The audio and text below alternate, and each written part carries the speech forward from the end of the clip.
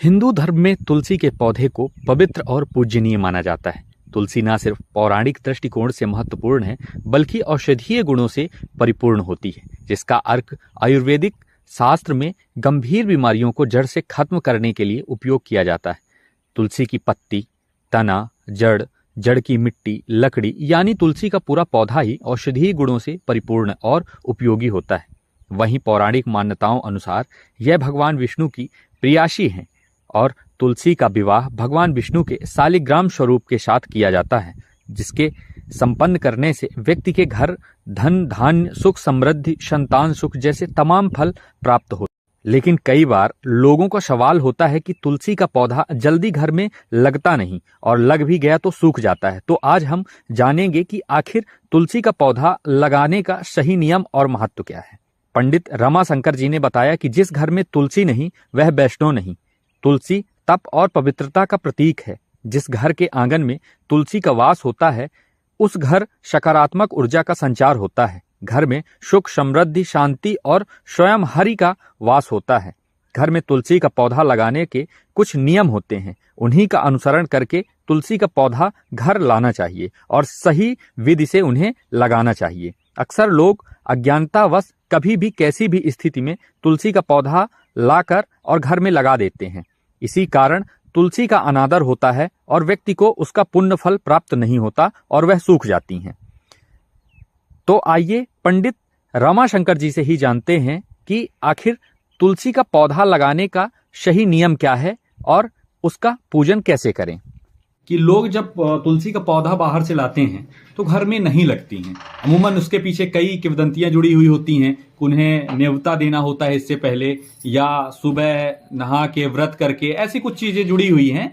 लेकिन इसके पीछे क्या मान्यता है, जब तुलसी का पौधा हम कहीं से लाते हैं तो किस तरीके से लाना चाहिए, क्या इसकी मूल रूपरेखा होनी चाहिए तुलसी के पौधे को घर में लगाने के लिए।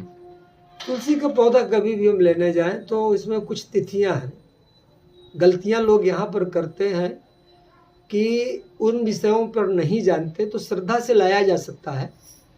दिन में 3 दिन तुलसी का स्पर्श नहीं करना चाहिए, रविवार, मंगलवार और शुक्रवार। तिथियों में षष्ठी, द्वादशी,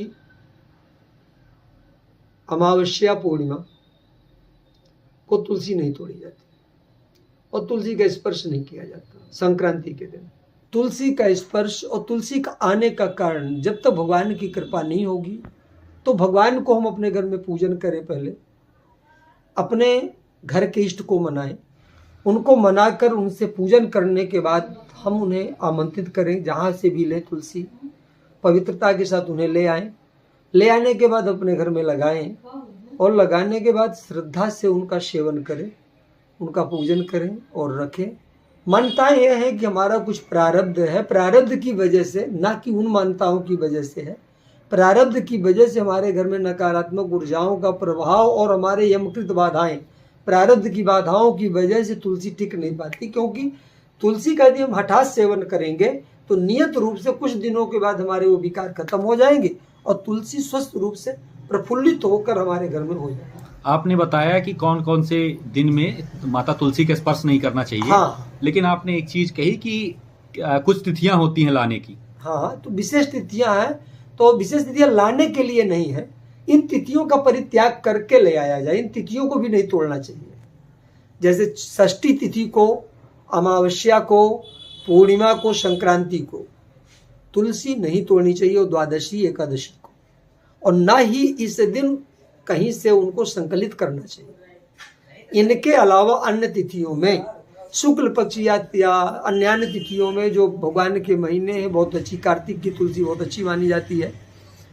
इसी तरह आषाढ़ की तुलसी बहुत अच्छी मानी जाती है, भादों की तुलसी बहुत अच्छी मानी जाती है, और अगहन में तुलसी को यदि लगाया जाए तो बहुत अच्छा माना जाता है। माघ में, बैसाख में, ये कुछ विशेष महीने हैं।